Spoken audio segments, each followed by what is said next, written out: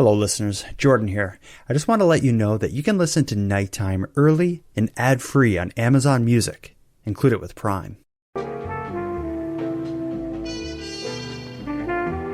You are tuned to the Nighttime Podcast, focused on the fringe of Canada.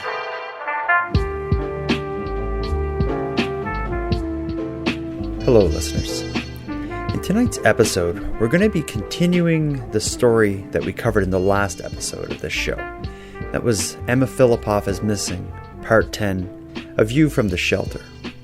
See, after the release of that episode, more so than usual, I received a tremendous amount of emails and feedback, voice memos, and comments on posts related to that conversation with Patty. As they came in, it wasn't your typical line or two of, that was a good episode, or I didn't love that episode. A lot of what I was receiving was long, elaborate, detailed comments and opinions. I thought the best way to respond to them and air them to the public is to put them here on the show. So I invited Tyler Hooper, host of the Missing and Unexplained podcast, to again rejoin me, but this time instead of discussing the conversation with Patty, we're going to be discussing the comments and feedback related to the conversation with Patty. So let's get to it. In tonight's episode, I guess we'll call it Emma Fillipoff is Missing Part 10.5. Tyler Hooper and I will be discussing the feedback and comments regarding my conversation with Patty.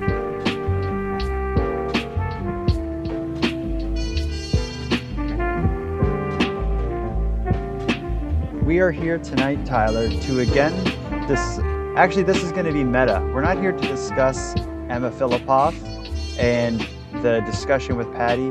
We're here to discuss people who've discussed that episode via comments, emails, voicemails. I got, I'll often, when I release an episode, I often get a couple, thoughtful messages. It seemed like just this one in particular, it just brought up a lot of thoughts and opinions, and it wasn't like my typical, just a short message. I got a couple full-blown long emails that were well written and well thought out, and so that was really what motivated me to be like, I got to get Tyler back on and we can just go through this stuff. I would have just forwarded it to you anyway. We might as well just talk about it. Well, and when you messaged me saying, "Hey, do you want to do this?" I was like, again, thank you so much. And yeah, because I gotten some feedback from just some people who listened to the podcast because they knew I was on it, and they were saying that it was one of the more, in recent memory, one of the more interesting episodes on Emma. So it obviously stirred the pot in some ways and got people thinking about the case. Yeah. Mm-hmm. I even got we'll get to it, but I even got an anonymous email from Whoa. That'll be one of the first ones that I read. So I'm not trying to build up hype, but it was just kind of mysterious. But yeah, I think this is the first episode about Emma that I've done in a long time that was featuring a guest that knew Emma from that period of time. I've done an episode with you that kind of wrapped up the whole series. I did one with the author who recently wrote a book that featured Emma's story. L.J. Roberts is what the author goes by. Right. But again, none of those that was interesting to discuss Emma with you and with L.J. Roberts, but it's not the same as having someone that connected to the story. And then on top of that, having Patty talk so vague and kind of cryptic as well, it just kind of generated some discussion. First thing I'll tell you though, I'll just put it out there is, okay. I talked at the beginning of that episode with Patty. It started off with her basically wishing me dead and slowly coming around to becoming my friendly with me, at least I thought, willing to do the interview. And when you listen to that episode, we sound like we were getting along great. That I will make no secret of is that relationship has soured again. That's unfortunate. Yeah. Well, it's I can't help but laugh because it was really bizarre what happened. I won't get too deep into it, but in essence, I released the episode. Patty right away was writing to me being like, that was great. You did a great job. thank you. It was awesome. She said, my dad was a journalist. My dad would be proud of you. Like she was really like Wow. pouring it That's on. high. And That's high praise. Yeah. yeah, and she said as well, like it was great that you had Tyler on, having the two of you who know the case discussing my comments just added a lot to it. It was really high praise. Um, then it very much, and then, so we had that little chat. I didn't hear anything from her for like a day or so. And then out of nowhere, it was one of those things. It was at like 4 in the morning. I got a string of messages from her No. it was like it was from a whole different person. Uh, I'll read a bit of it. What she said is, and actually a lot of it doesn't make sense because there's like typos and stuff, but it's the message that made me realize something had happened from her said to me, this 5 minutes of char, will sound in your mind as an eternity. You would think I'm always harassing you. And if to insult you, why do you dress like that? I'm going to insult your body. And why don't you show it? Why do you hide the truth? Everything that makes you joke about Emma being crazy is the same thing Julian would. I'm not like little innocent Emma. I come from a good family and education. I'm organized. Take that video down. She went on from there to say, like, she would sue me or she would see me in court if I didn't take the video down. Wow. And she also accused me of say editing it in such a way to change some of her thoughts and comments.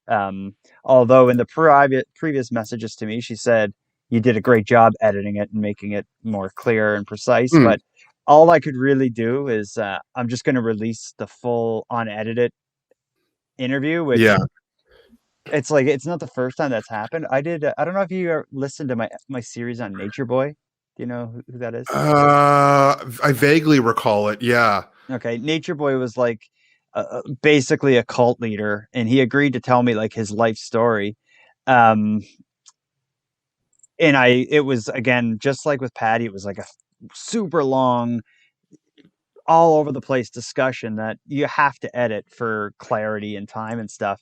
Right. Um, I did the editing, and then he same kind of thing. He said I changed all his words and made him look like a nut when really I think I made Nature Boy look really good. And same with Patty. It was like a very fair. I make a point to whenever I edit someone, for one, I'm very cognizant of like, is it gonna like I need to edit it in such a way that it's not going to change any words that they say or any thoughts that they say. But also I want them to sound really good because that's how people share your episodes. Like if you have a guest on your podcast, you want to make it something that they're proud of so they tell all their friends and family, you got to listen, I was Yeah. on this podcast. So Yeah. that's like from the very beginning that's been a thing. But anyway, I'm convinced that whatever is eating up Patty has nothing to do with me. Maybe it's the emotion of reliving her memories with Emma, or maybe it's something altogether different. But it's like I have Well, no reason to think the things she said to me initially, like in the interview, weren't true. I think whatever happened had something to do with just something going on with her when she sent me those string of messages.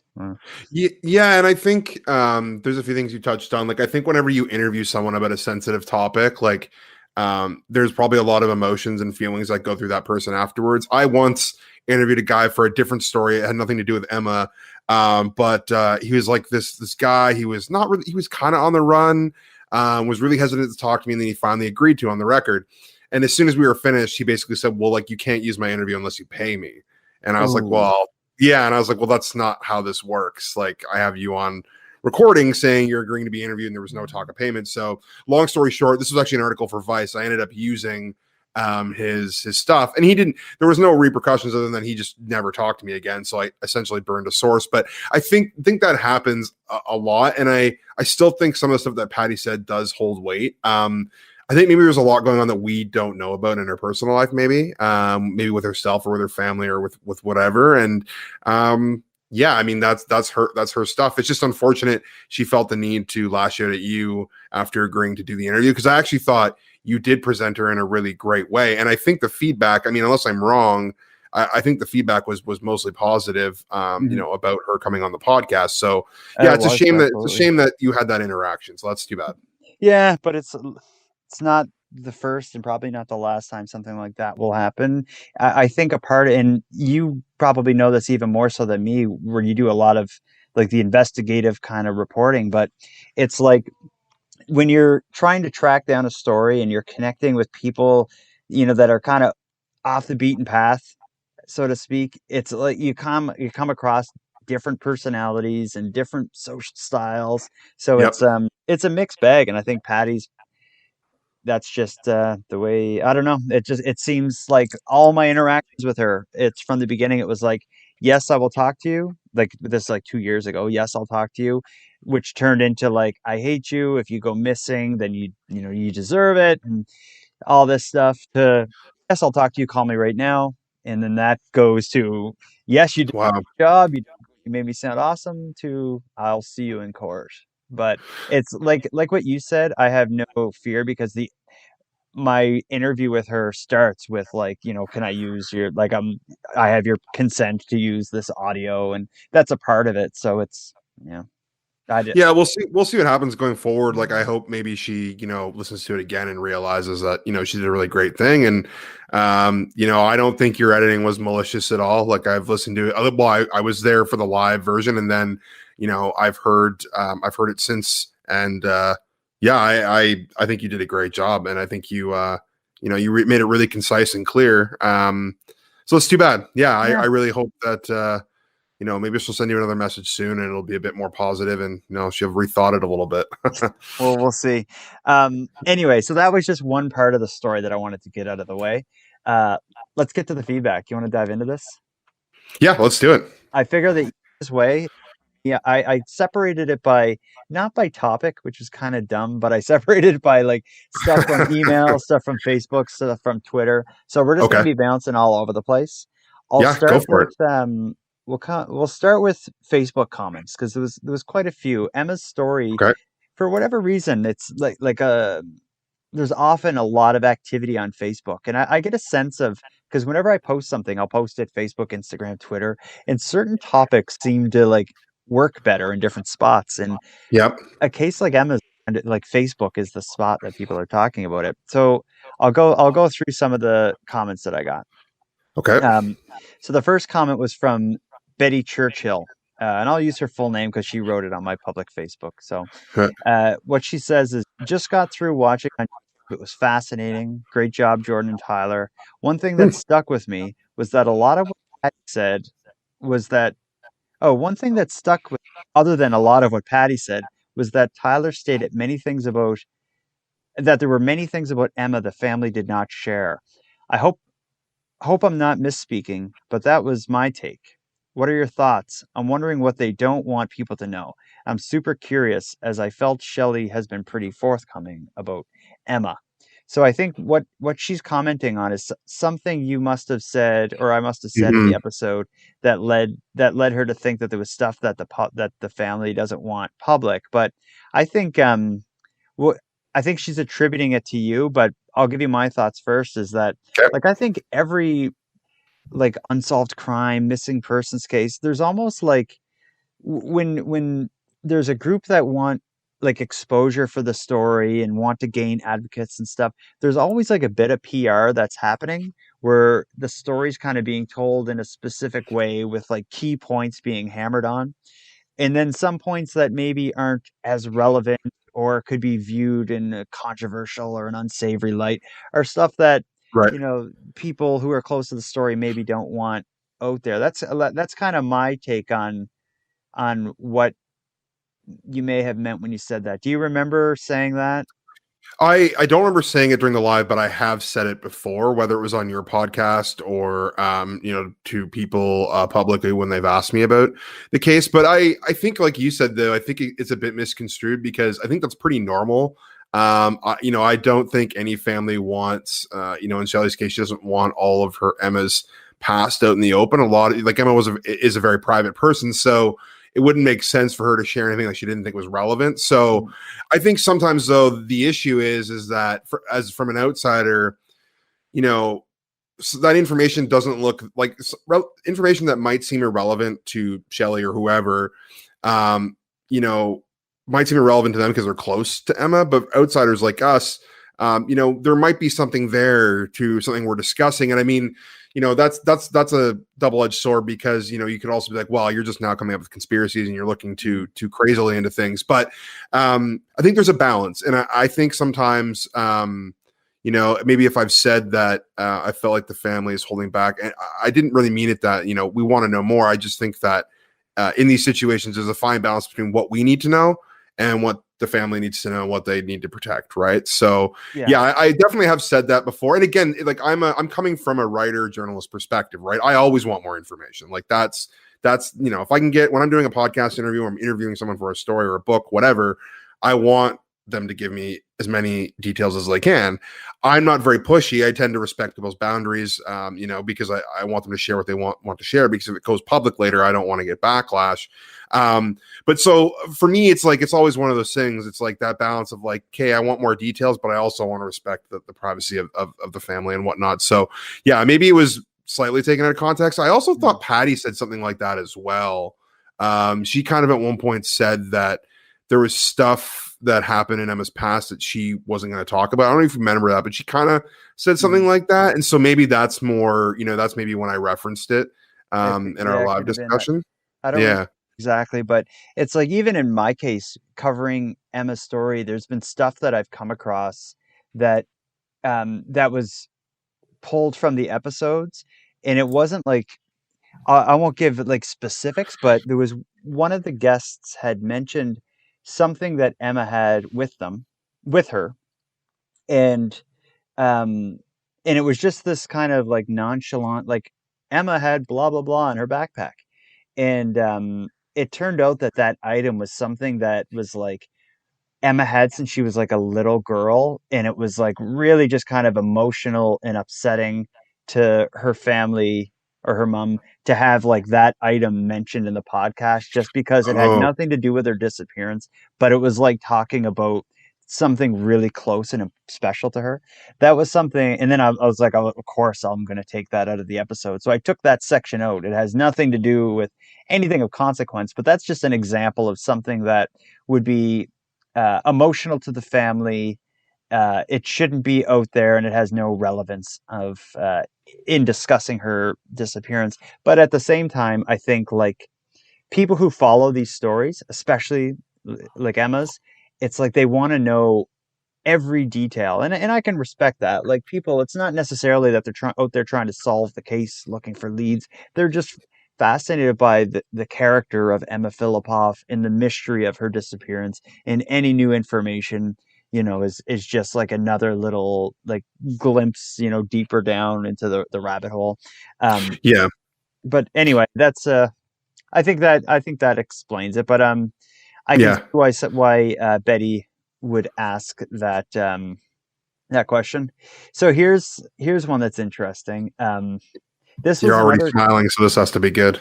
Well, it's just it's just an example of like how nuts this all gets.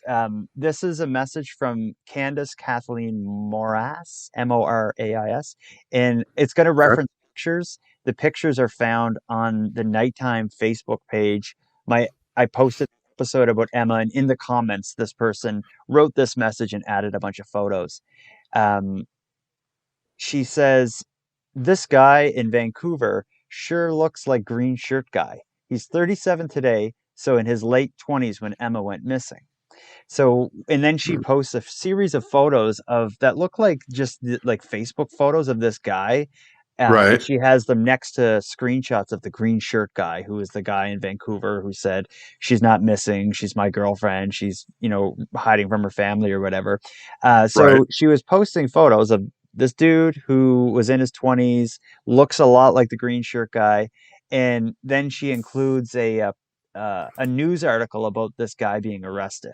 It says, I'll just read you a couple paragraphs. It says, a Nanaimo man was handed a jail sentence of more than 2.5 years after pleading guilty to the sexual touching of a minor and a number of child pornography-related charges. Tyrone James Robert Morrissey, 34, who had previous child pornography possession convictions, pled guilty Friday in provincial court in Nanaimo and charges of possession of child pornography, importing and distributing child pornography, and touching a minor for sexual purpose. The case stems from a January 13th incident in Ladysmith involving a 6-year-old boy whose identity is protected. During sentencing, it was revealed that Morrissey was using a mobile instant messaging application to share images of child pornography, and the authorities were alerted, and a Ladysmith IP address was identified. RCMP conducted surveillance and arrested him February 8th. So, in essence, what she's saying is this guy who got arrested for child pornography sure looks a lot like Green Shirt Guy. How far is Nanaimo from Vancouver? Are they? It's a short. Well, it's like a 2 hour, 2.5 hour. I can't remember how long it is ferry ride. Like it's not. You have to take a ferry because it's obviously Nanaimo's on the island and Vancouver's on the mainland. It's not far though. I mean, before the pandemic, you could get there, easily in a day or in a few hours. I haven't seen the photos. So first of all, is there a resemblance at all? The thing with the Green Shirt Guy is you don't get a good shot at his face. So I think like anyone with brown hair in a light complexion would kind of look like him. Like I'm sure if I walked in that store with a green shirt on, the camera like it was stood in the same position as that guy, I would look just like him because I have short brown hair and I'm probably of similar build. You would probably look a lot like him. But anyway, looking at the photos, if you said like that's the guy, I'd be like, yeah, looks like him. Well, how they could probably figure that out pretty quickly is I think the only thing you can see in the video or the photos is his tattoos. And when you get arrested and put in jail, they take pictures, as far as I know, of notable markings, including tattoos. So to me, if someone, on Emma's team or someone looking into it wanted to be sure, like that might be something, if there was enough like suspicion. Do you think to me it says no? Is that like, I'm not like an expert in, motives for like molesters and stuff like that. But I feel like if you're into like younger boys or something like that, like kidnapping a grown adult woman and I don't know, it just the MO doesn't add up to me. You know what I mean? Like people who are doing those kind of heinous crimes are usually very specific in what they like because of, whatever is going on in their brain. So yeah, I don't know, that's kind of iffy to me. And then to me, it's like, yeah, if you could, if there's any similarities in the tattoos, then I think, okay, you could probably, maybe ask him about it. But if he's in custody already, like, I feel like, the police would have probably connected the dots or, you would think, right? You would hope so. I'm still like, I'm not sold on the Green Shirt Guy lead to begin with. I never have. Well, yeah, and then there's that. Yeah, exactly. Then there's that. Like, how credible is he to begin with, right? Yeah. But I think what some people have brought up, and I've seen this mentioned, it's probably in some of the other comments that came through, but Patty had said Emma was hot, like being stalked and hiding and like running away from a boyfriend. Some people immediately then go to, could be Julian, could be this Green Shirt Guy. And I'm thinking maybe that's what brought this up. But when you get a chance, look on the Facebook comments and see the photos and see what you think. To me, it didn't, like, I've seen so many people be like, I think this is Green Shirt Guy. So it's on your Facebook, right? Yeah. To me, it's an interesting catch, but it's not this uncanny resemblance that makes me scream. Let's move over to Instagram. This Instagram user named Lil Sumpin says, amazing podcast. Did you catch Patty saying that when enrolling in the shelter, you need to give a reason why? I'm sure there's confidentiality strings attached to that info, but I'm wondering if investigators have that info. And I remember her saying that as well. She said, like, when you check in and you get a bed at Sandy Merriman, you got to say why you're staying there. It's, for one, I like when she said that, I was kind of surprised because I thought it would be really personal. Like, you'd think that if I ran like a shelter for, people who were coming from nasty situations, I think like what I'd really want to avoid is being like, come on to my office and tell me like what exactly is going on. I'd want to have it set up in a way that they can just kind of come in and have safety and space. But as far as what Patty said, is that's not the way it works at Sandy Merriman. Maybe there's a reason why that has to happen, but I would love to hear what Emma said her reason for being there was. Yeah, part of me thinks like maybe she misspoke, or maybe it's like because English isn't her first language, like maybe the context isn't there, because I do feel like there has to be a certain amount of, you have to be able to remain somewhat anonymous when you check into those things. I'm sure there's, certain things you have to provide, but I feel like any sort of reason beyond like, I'm fleeing a dangerous situation or something like that. Like, I'm not sure how much context you'd have to give, but then again, I've never been in a shelter and I've never, worked in one. So I don't know, but that is an interesting insight. Yeah. It would be good. It would be interesting to know. Mm-hmm. I mean, that information would be private though. I mean, the public would never see that, like the police probably could, and I think even if the police want to see that stuff, they have to, I think they probably have to get like some sort of warrant, or they have to maybe get a judge involved if the shelter won't turn it over, because I know there's a lot of privacy issues with those sorts of things, even with the police. So I imagine the public seeing any of it ever is pretty much impossible, and would probably be a breach of some sort of protocol, right? Yeah, exactly. So let's see what's next here. We got a lot of it. One sec. By the way, I looked at the photo while you were talking, and I don't see much resemblance personally. No more than any Just other from like short brown hair. I mean, it's guy. Yeah, and you can kind of maybe vaguely connect the dots, but I think sometimes you see what you want to see, So, yeah. This next comment, several people have brought this up, so I think this is going to be a point we talk about a lot. Okay. We might as well jump into it now. So you remember Okay. at the end of the discussion with Patty, randomly she started thanking the shelter, and then she had like her voice just kind of trailed off, and what I thought was she thanked Julian and said something like, "You could be a lot in this plane," or what I thought she Yeah. said. Thank you anyways to Sandy Merriman who gave me shelter. Thank you to the people in Canada. Thank you to the volunteers who are still there. Thanks to you, really. That's and okay. For Julian, I don't know.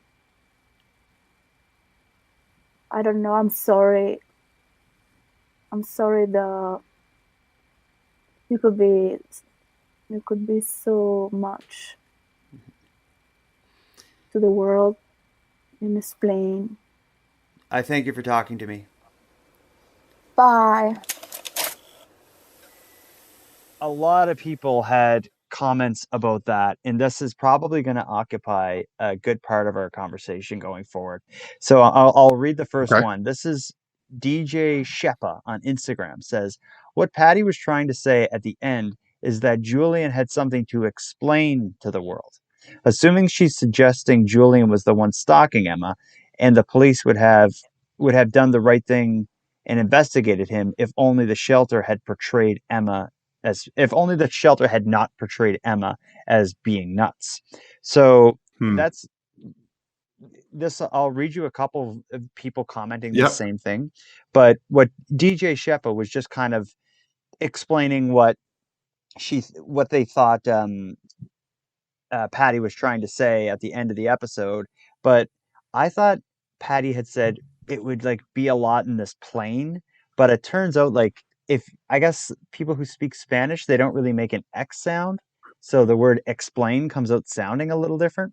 Here's another comment that has that same message. This is Bridget Boulet. Bridget says, I just listened to the live show. At the end, I believe Patty says, you could have been so much for this world and explained. That's just my experience from having a Spanish wife with a grinning face and smiling eyes. So that was two people who gave that same opinion, that it was not on this plane, it was explain. That makes a lot of sense. It does make more sense. And I listened back to the clip, and that's definitely what she said. It's still a vague statement. She said something, it was something like, you could be a lot more to the world and explain. So I do think it's a lot more of a call out of Julian. We kind of suspected it was a call out. Right. I think it was definitely a call out. Yeah. She thanked the shelter and then basically said, Julian, explain yourself.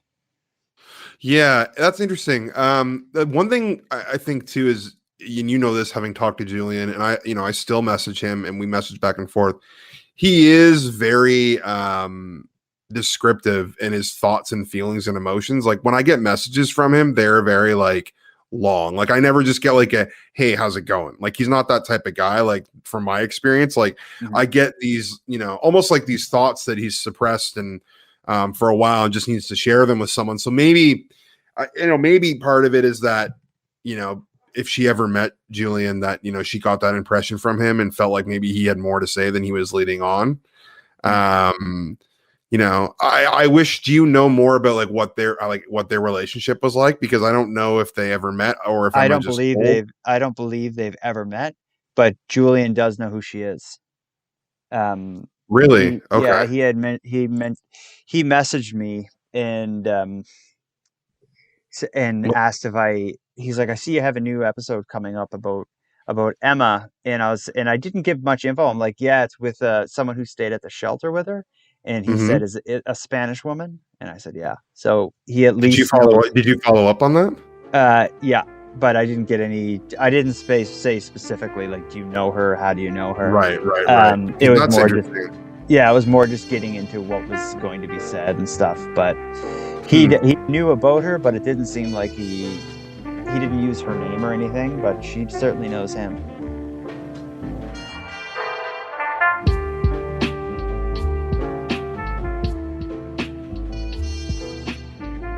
Here's a message from Megan709, a different topic.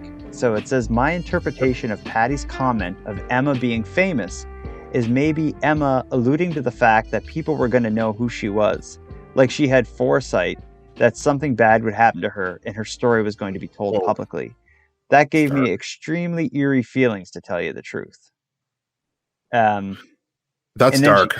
And then she comes back and says, I'm just popping back in. There's another comment like a minute later. I'm just popping back in to add that when Tyler said he was shocked to hear her thank the shelter because of her criticism, I felt like that was intentional, like ironically pointing out the shelter and Julian to cryptically point blame. Sorry, the comments are inarticulate. But yeah, that comment, we'll focus on the first part of what Megan said, is the idea that Emma would say, I'm going to be famous, knowing that something bad was going to happen to her. I think what Patty said, she didn't say that Emma said, like with her mouth and words, I'm going to be famous. I think what she said is that was the kind of the feeling I got from the look Emma gave me. I think it was like something with it, like Patty just read that from her aura, so to speak. So I don't know if Emma said, I'm going to be famous. Yeah, Emma's body language kind of did to Patty. So yeah, it's a very cryptic. Even if she did say something like that, like it's very cryptic, right? Like if she wasn't in her right state of mind, like who knows what that could mean, right? Like she could be having, delusional thoughts or, but part of me, not, and I don't want to spend the whole time here poking holes in everything that all the comments, but again, knowing how private Emma was, like that would be a really strange thing for her to say and want, like I think if she is somewhere, off the grid or, and she has seen any of this, like I think she would hate that we're even having this conversation. You know what I mean? Like I don't think she'd want the attention, that all that sort of stuff. So to me, that would be odd for her to like have. I mean, but maybe she had a premonition. I mean, I don't know. Like, or again, like maybe Patty just kind of, took that off of Emma's aura and body language and I think like filtered it into her own. Patty described Emma as being this like this angelic kind of like blonde hair flower child kind of thing. So I think maybe it was Patty's thought that Emma was going to be more than someone who is kind of like living in transition in Victoria. That's kind of the way I read it. Right. But yeah, I guess it's open to interpretation. And just like Betty is saying in the comments, Patty was being very sarcastic. Patty was being sarcastic about the shelter. So she's commenting on the second part of Megan's statement. I think Patty was sincerely thanking the shelter for looking after her, but come across a little weird because she did rip into the shelter for a while. It honestly, when we were doing the show and you were playing me that clip, it did. I was like, that's not like, it kind of felt like sarcasm to me. But again, it's kind of hard to know what the intent of Patty was with some of the stuff she was saying, like where she was coming from. Because some people might rip on a situation or be reflecting and being emotional and then realize like, well, if I hadn't had that shelter and had that that outlet or that resource, like I probably wouldn't be where I am today, sort of thing. So I don't know. Yeah, I mean, it could very well have been sarcastic, knowing kind of what Patty was like. She also said things though, like where I'm from in Spain, it's like you work or you die. Like this is this great shelter. She made it seem like the shelter was this kind of fantastic like this fantastic thing to have for people who need it. But at the same time, she would talk about how it's connected with the government, and they, she had problems with it for sure. But yeah, I don't know. Right. When people listen to the full unedited interview, they will see how difficult of a time I had getting direct responses. So this is one of the first times I think that I've talked to someone for like an hour and a half, and at the end of it, I'm like, I don't really know what they meant about most things. But Right. I think like with Patty, so much was up in the air about what she meant and what she was getting at, and what if there was meaning behind different statements. But I think like when I was done that interview, I managed to get these little pieces of the story about Emma that I was like, all right, that was worth it because I have these details which aren't open to interpretation. There was some specific pieces of information in there, but when you listen, like if anyone sits through the full interview, they'll see the challenge that I faced. Let's get into some of the emails here. I'll jump right to the weird kind of anonymous one. Kind of anonymous. Okay. No, it's anonymous, but they give themselves a name. It's almost like I found this like group of people who are operating under this weird name. You'll see what I mean. So It says, the subject line is Emma Fillipoff is missing, episode 10. Good evening. And they say we, all right? We just episode. And like your other podcasts, it was well done, interesting, and engaging. We have a comment regarding the end of the episode and Patty's final statement. We heard something different from what you heard. When she is thanking everyone, we don't believe that she is including Julian in that. Our assertion is that she is thanking you lastly and then addressing Julian. These are the words we heard. If we are in error, please let us know. Thanks to you. So here's what they think she says. Thanks to you, really, being like thanks to Jordan. And for Julian, I don't know. I'm sorry. I'm sorry that you could be so much for the world and explain. We believe that the last word is explain. And with her accent, it sounds like in this plane. We think this changes the context of that last statement. We think she is really trying to say is thanks to you, Jordan, and she's done thanking everyone now, and she is now addressing Julian directly by saying, and to you, Julian, I'm sorry, but you could do much more for the world if you would explain. Perhaps this isn't correct, and also there is no evidence to suggest that Julian had anything to do with Emma's disappearance, but it seems she's calling out Julian rather than thanking him and suggesting any kind of relationship with him. We think she is suspicious of him, like many other followers of this case, but doesn't provide anything meaningful to suggest other than showing her suspicion. And just an additional comment, it seems everyone who is involved with Emma Fillipoff developed some kind of obsession with her. It's easy to believe she had a stalker, or perhaps more than one, but without anything definitive, I agree with you that she likely did harm to herself due to some stress in her life, and perhaps it was the constant obsession people would have with her. It would be interesting to know if she ever hid or ran away for brief periods of time as a child. Again, excellent work, and we look forward to your next episode. Take care. And then it's signed Casual Observers. Did you Google that by chance and see and try and figure out if this is like I'm assuming it's like a secret society. No, but it is weird. I don't recall ever getting a weird. that's like we, our, that language and then sign casual observers. It must be just a group of people who are following this case carefully. And Mhm. it's formatted very formally.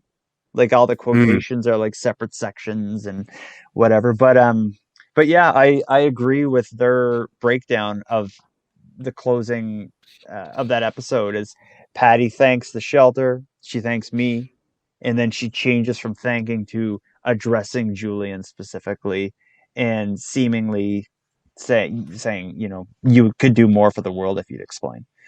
So Yeah, I think now that you've said it multiple times, I think that's absolutely what she's alluding to, and that's what she's saying. I have no doubt about that.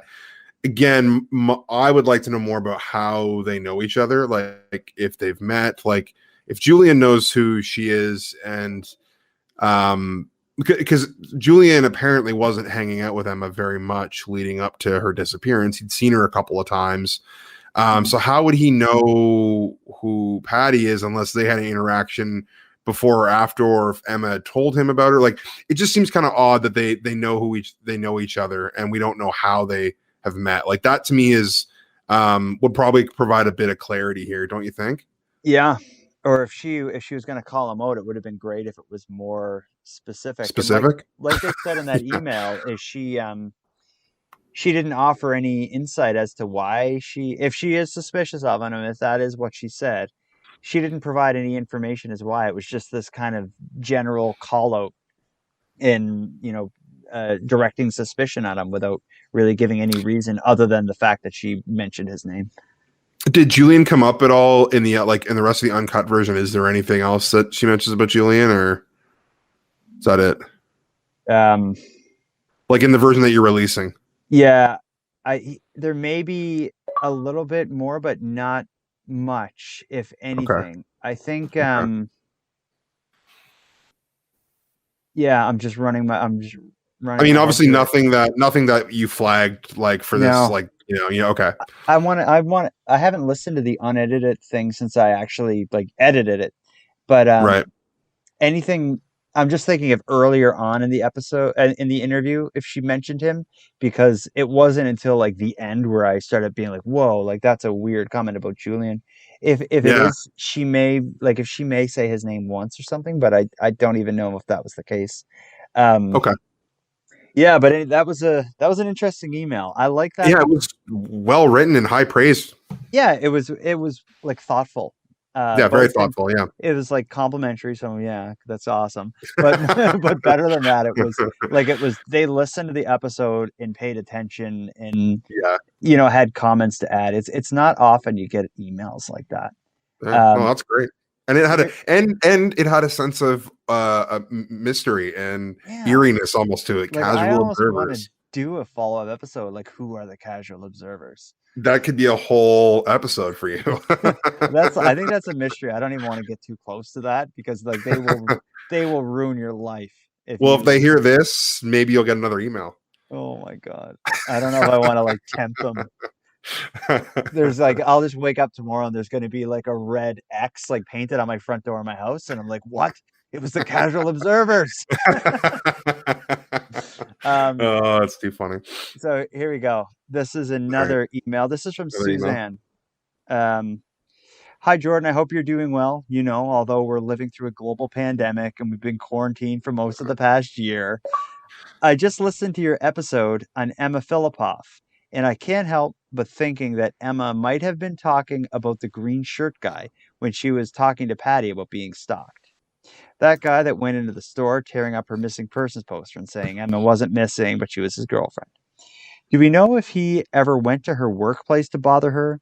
Because with Patty's limited English and just the way she was recalling the conversations, maybe Emma had said something like, "This guy, he thinks he's my boyfriend and he's stalking me." What are your thoughts on this? I was very Hmm. surprised that the green shirt guy didn't come up with your discussion with Tyler. Is there a reason for that? Was he cleared somehow?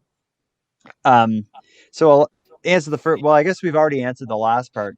I think just Tyler, me nor you are really like hung up on the green shirt guy. I've always thought he was just a red herring. That's probably why he didn't come up. My mind just didn't really go to him.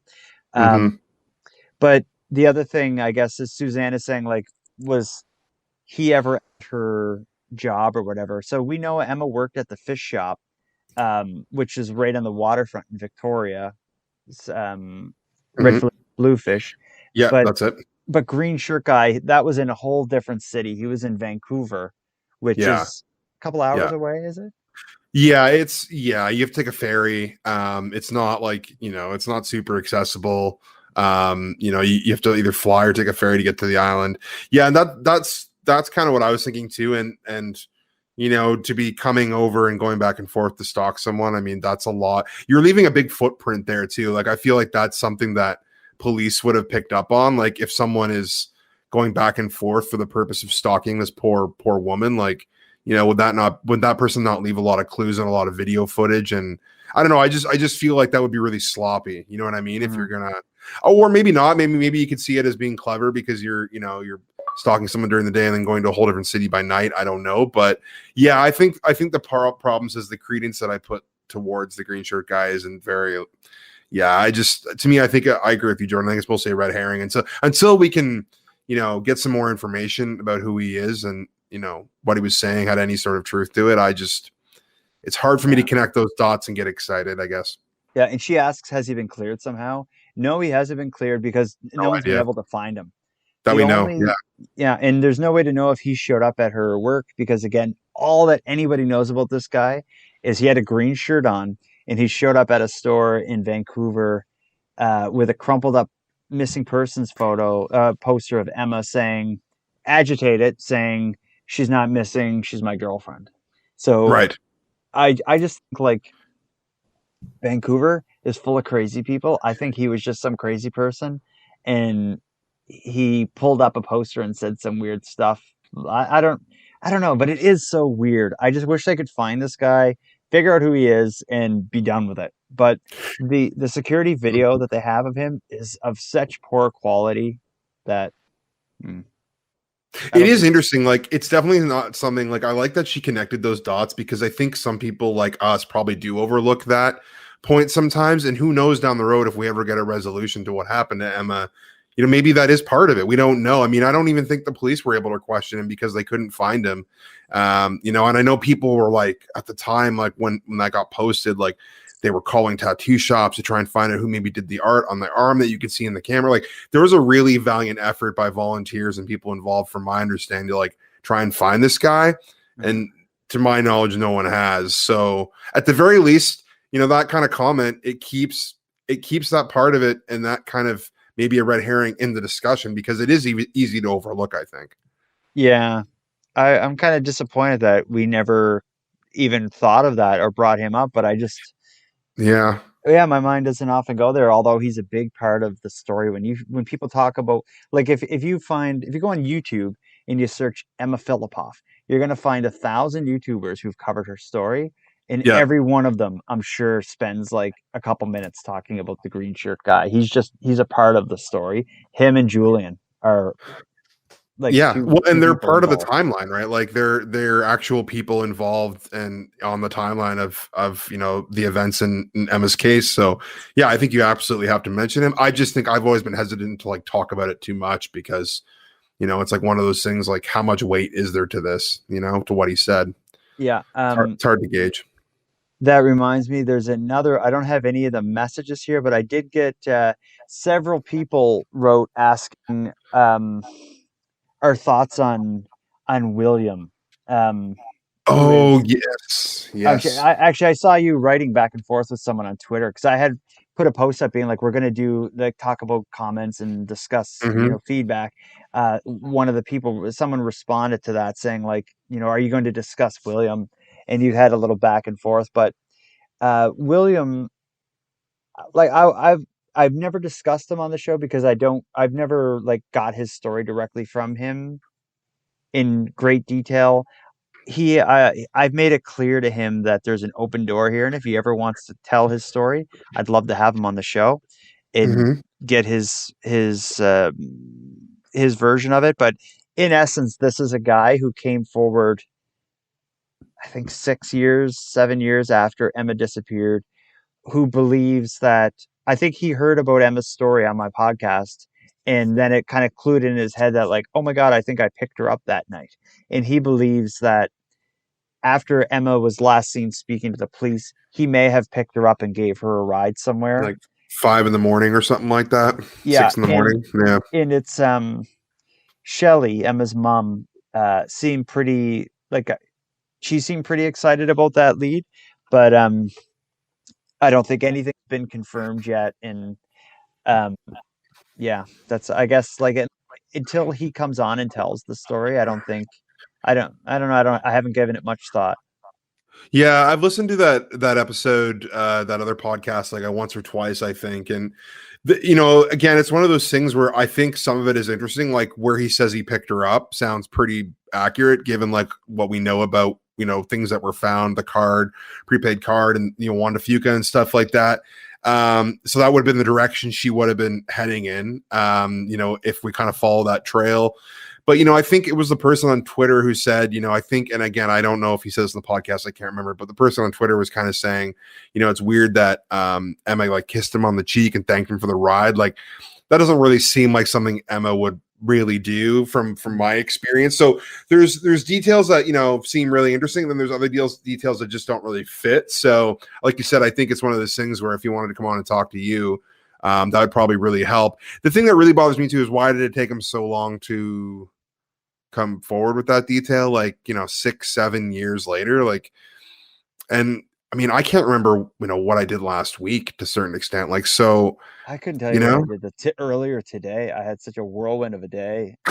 Well, and that's the thing, like, I don't know, I don't have the greatest, I have a pretty good long-term memory with certain things, but I mean picking up a woman and giving her a ride for a few blocks, I mean that's not something I would normally do, so maybe I would remember it, but it just seems odd that it took so long. And I can't remember his rationale. I think he said he was afraid he'd get in trouble or something like that, or, and sure, that makes a little bit of sense, but something doesn't sit right with me about that one 100%. So, yeah.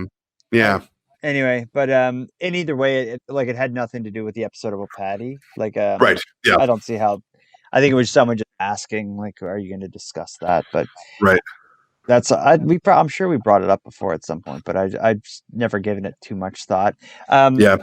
Let's get to the last part. This is a 2-part voice memo that I got about this episode. So for people who don't know, if you go on my website, nighttimepodcast.com/contact, if you have the option to send me a voice memo.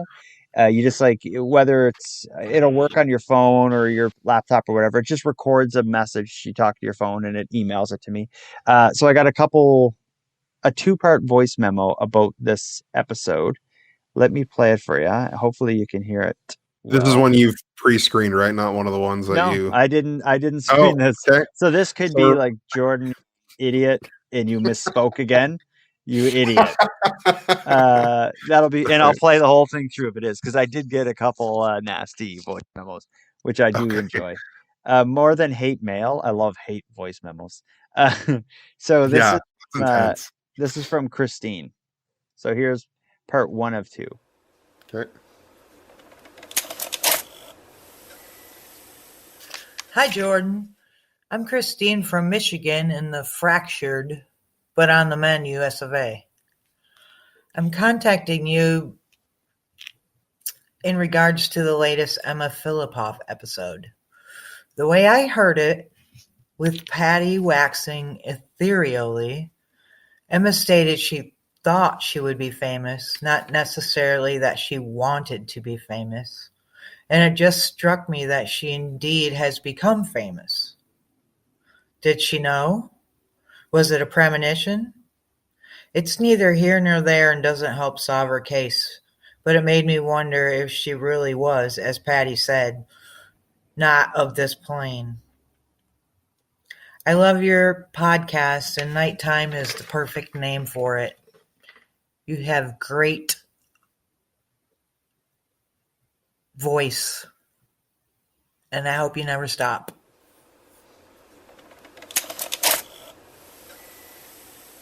Wow, you've got a big fan in Michigan. Hell yeah. So that was part one. Let's listen There's to a part part two. two to it. Oh, that sounded like Yeah, the end I of think the. because you can only record. Well, I think she stopped and then sent another one because I think you can only record like a minute or two. So maybe Okay. it was running out of time, so she stopped and then, or maybe Okay. her thoughts. Let's see, All because right. it's the same person, Christine, who sent this one. Okay.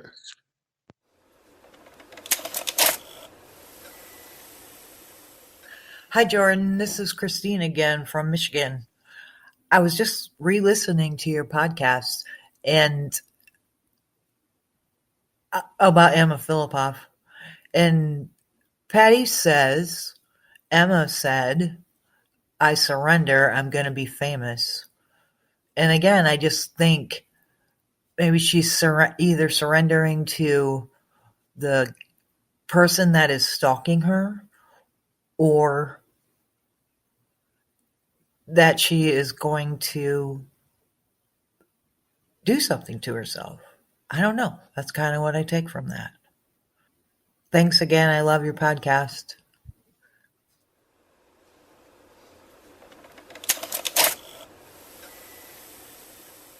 Do you pay that person to leave? That was my mom, Leave that Christine. message? Yeah, I love when my mom calls. I think, interesting thoughts though. Getting back to Yeah. the whole idea of like, did Emma say I'm going to be famous? Did Patty perceive it to be Emma Yeah. thinking that? I think Emma is just, being a big fan of like music and stuff, some people just like have the it factor, which is you can't even really put your finger on what it is about them, but whatever it is, Absolutely. they have it. So someone like Mick Jagger, he's not this ultra talented singer or whatever, but he's just whatever it is, Mick Jagger has and has always had it. So when Yeah. he walks into a room, even if Mick Jagger isn't performing, I'm sure everyone in the room can sense like, whoa, like someone special just walked in here because they Right. have it. I think Emma is someone who has it. And I feel like maybe Patty was kind of vibing with that, thinking like, something about Emma was saying, I'm going to be famous. Like Christine in that message used the word like a premonition. Yeah. That's how I take it. Yeah, and that's what I think I said that too. Like, if it was to be taken that way, it seems almost like she's, giving a premonition for herself. But yeah, what's really interesting to me is that it seems to be this certain clips that resonate with that many people, Mhm. right? So to me, it says that there might be something to that and something there. But yeah, I think it's hard to know, like, if Patty perceived it or if Emma said it, and then also like, how do you interpret that? It's tricky, but yeah, it's interesting, very interesting. Mhm. Well, this was an interesting episode, as which is proven by the amount of comments and questions Yeah, and people just kind of putting it together. And I've heard, like, I think through our messages there, Christine said it, and I think a couple other people even said they've listened more than once. And yeah, um, I can see why, because this was a bit heavier or denser in terms of what was there. Um, but I don't know where to go next with the M episode. It's like I kind of would like to hear from Julian to hear yeah. what he has to say about Patty. You know what I would love to do? I would love if he's up for it, like three of us do something. Like we could both talk to him. I don't know if that's possible, but Oh yeah, because we I'll both, yeah, we both have a relationship with him to an extent. We've both talked to him. So I think it would be interesting. I mean, yeah, I don't know. I'd be up for that for sure. I'd even like to just know like what his connection with her is with Patty. Well, yeah, and get a reaction from him about your episode too. Like, what did he think of the conversation? And I don't know. It might be worth asking him to see if he even wants to listen to it and give you private feedback to start. Mhm. Yeah, yeah, So, that could be coming.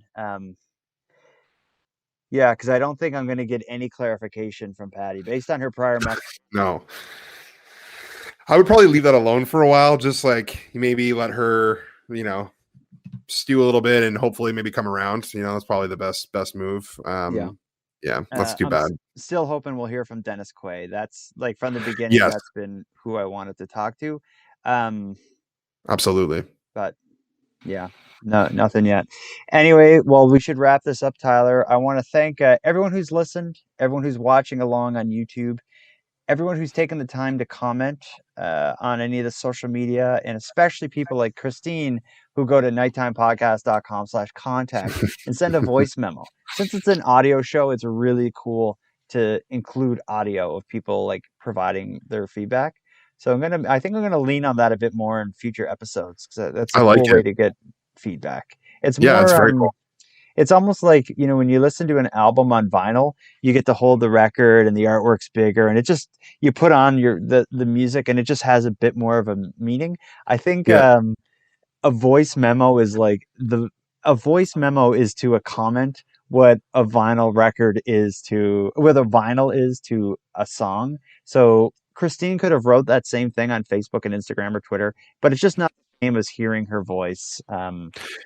Yeah. Yeah, there's like an inflection to it, and you get a sense of a personality. Like it is way more personable. It always reminded me, like, do you remember? And maybe like maybe you don't, but I remember coming home when I was really young. And my parents had an answering machine, and they would like See after the work, red light. and they would turn that on, and it beep, and then the messages would play. And sometimes you just get the most random, like if it was a wrong number, but the person thought they were calling the right, like.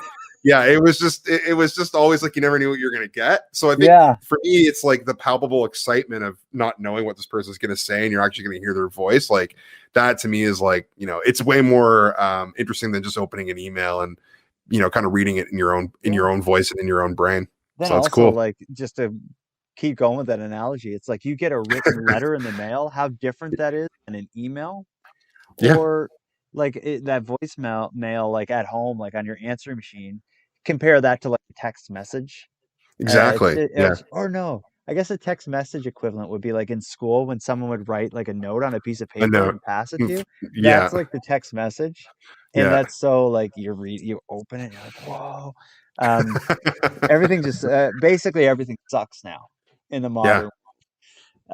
Technology has ruined it, and the last like bastion of humanity that we have left is the ability to send voice memos through my website. I love it. I hope you keep doing it because it's awesome. Yeah, it's really great. Awesome. Well, let's wrap this up.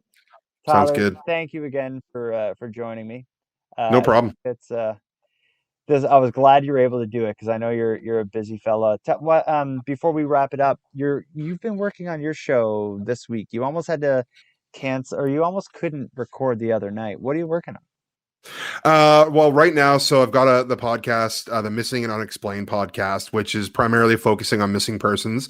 Season 1 on Ryan Stuka came out in the winter actually, fall winter of 2020. So right now I'm started editing season 2. I have about 4 or 5 episodes worth of content to edit, and that'll come out in May. I'm also doing some big. Well, what I think people that I'm big fans of, other podcasters like yourself that I have coming on the show as one-off episodes in April, kind of to lead into season 2. So things are quiet right now because I'm doing a lot behind the scenes. I'm starting a Patreon that's going to launch soon. So April and May will be very busy for content, but this month's all about behind the scenes and coming on shows like yours. And depending on when this comes out, I'm going to be on the Unsolved Mysteries podcast next week. So the 24th or 5th or something like that. So it's been busy. It's been Granger, busy. are you able to say? Yeah. It's talking about Granger. Yeah. I won't say. Yeah. I mean, they're going to announce it next week. Well, in their trailer for the podcast, it had his photo. So I knew right away that, okay, they're covering Granger Taylor. And I was worried they weren't going to include you, but would include your research. So I'm very glad that you're involved in that show in some way. They were awesome. Like we recorded a few months ago, and it was a great experience. It's 2 parts apparently. The episode. I don't know how much of it I'm in. So I mean, all I know, I could have like 30 seconds. So it'll be interesting to see. But so I've just been busy. Just getting my podcast going and. Being fortunate enough to come on podcasts like yourself. So thanks for having me.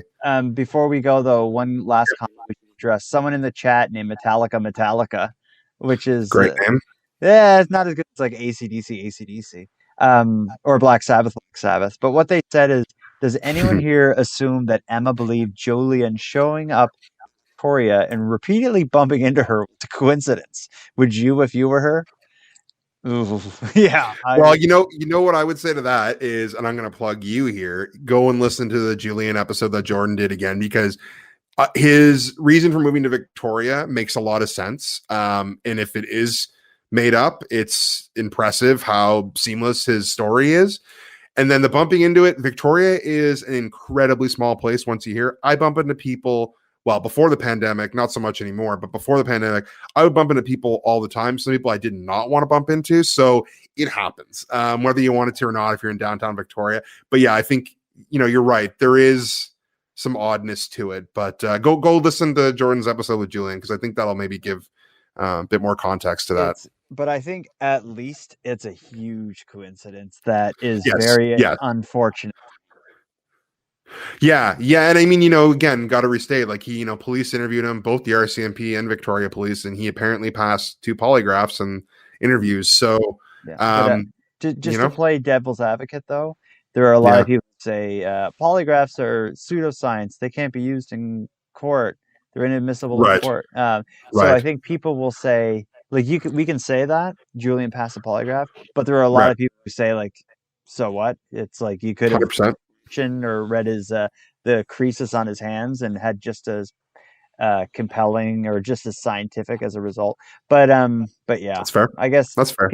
There is not to say that I feel that way. My personal belief is that Julian is not involved in anything. And I made it clear, my personal belief is that Emma was involved in whatever happened, and I don't believe anyone else was, but I definitely don't see Julian as being involved. Although it's like, Patty seems to have some questions there, and so do a hell of a lot of people. And I try to, like, in any kind of like issue, I make such an effort of seeing both sides of it.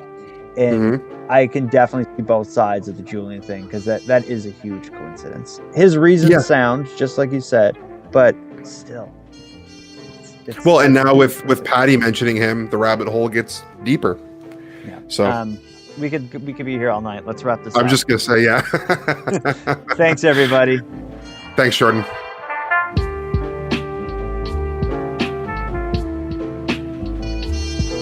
I want to thank you for breaking down the feedback on that past episode with Tyler and I.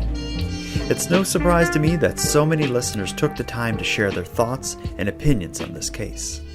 As I've said since the beginning of this series, for better or worse, Emma has always found a way to draw people in. And perhaps it's that same allure that will lead to her being found. If anyone out there has any information regarding the disappearance of Emma Fillipoff, please contact the Victoria Police Department's non-emergency line at 250-995-7654. Tips can also be sent anonymously via Crime Stoppers at 1-800-222-8477. Additionally, if you want to publicly share your connection to Emma or your thoughts in this case, please contact me at nighttimepodcast.com/contact. I'd be happy to include you in a follow-up episode. And with all that said, it's time now to start wrapping up this episode. But before we part, I'm going to give some thanks. First, I want to thank everyone who took the time to write, comment, and send voice memos my way. Your feedback is very appreciated. Next, a big shout out to Monty Datta for contributing the music to this episode. It's a piece called Noir Tokyo. And lastly, I'm going to give a massive thank you to everyone who listens to Nighttime. Without your interest and your support, this show would be as pointless as it would be impossible. But with that said, keeping the show alive is and has always been an uphill battle. So if you care to take some of the weight off the show's back, please subscribe to the premium feed. Not only does it make the show possible, it'll give you more of each topic than you're going to find here in the free feed, as I'm adding exclusive content regularly. So for about the price of a cup of coffee, you can help keep this show alive by subscribing to the premium feed at patreon.com/nighttimepodcast. And with that said, let me thank the newest supporters of the show: Paula, Inconspicuous Fly, Sue, and Kathy. Thank you all for your generous support. And for anyone else who'd like to support the show but can't help financially, you can give me a big hand by simply sharing the episodes across your social media. And if you have any story ideas or want to give feedback on the show, you You can reach me at nighttimepodcast.com/contact or find me on social media. I'm on Facebook, Twitter, and Instagram, and live on YouTube most Tuesdays, Thursdays, and Sunday nights at 9:15 Eastern. So until next time, take care of each other, hug your loved ones tight, and let me know if you see anything weird. The Nighttime Podcast is written, hosted, and produced by Jordan Bonaparte. Copyright Jordan Bonaparte.